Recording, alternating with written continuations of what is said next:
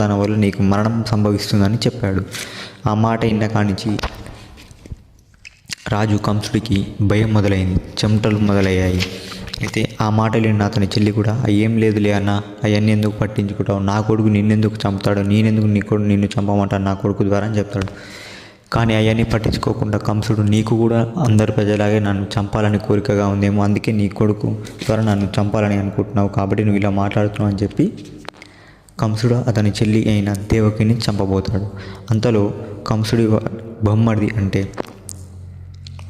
Husband అక్కడికి వస్తాడు. వాసుదేవుడు వచ్చి బావా నీకు మరణం సంభవించేది నా కొడుకు ద్వారా కదా, నాకు పుట్టిన ప్రతి ఒక్క పిల్లవాడిని నీకు ఇస్తాను, కానీ నా భార్యను వదిలే బావ, క్షమించి వదిలే బావ అంటాడు. ఇది కూడా నిజమే కదా అని చెప్పి కంసుడు దేవకిని వదిలేసి వీళ్ళిద్దరిని తీసుకుపోయి కారాగారంలో వేయమంటాడు.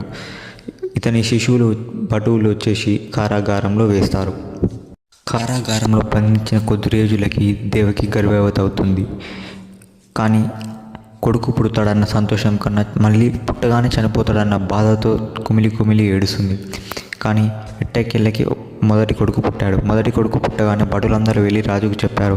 రాజా ఇలా కొడుకు పుట్టాడు దేవకి కనగానే ఉరుకొద్దామనే లోపే వాసుదేవుడే ఇచ్చిన మాట ప్రకారం నాకు పుట్టిన ప్రతి ఒక్క కొడుకు నీకు ఇస్తానన్న మాట ప్రకారం ఏడ్చుకుంటూ కొడుకుని తీసుకొచ్చి కంసుడు చేతులు పెడతాడు. కంసుడు కూడా లోపల చాలా ఆనందంగా ఉన్నాడు, నా చెల్లికి కొడుకు పుట్టాడని. కానీ తనకేడ మరణం సంభవిస్తుందని బయట క్రూరంగా కోపంగా తనను చంపాలని ఆతృతతో ఎదురు చూస్తూ, కానీ వాసుదేవుడు అంతలో ఒక మాట అన్నాడు. బావా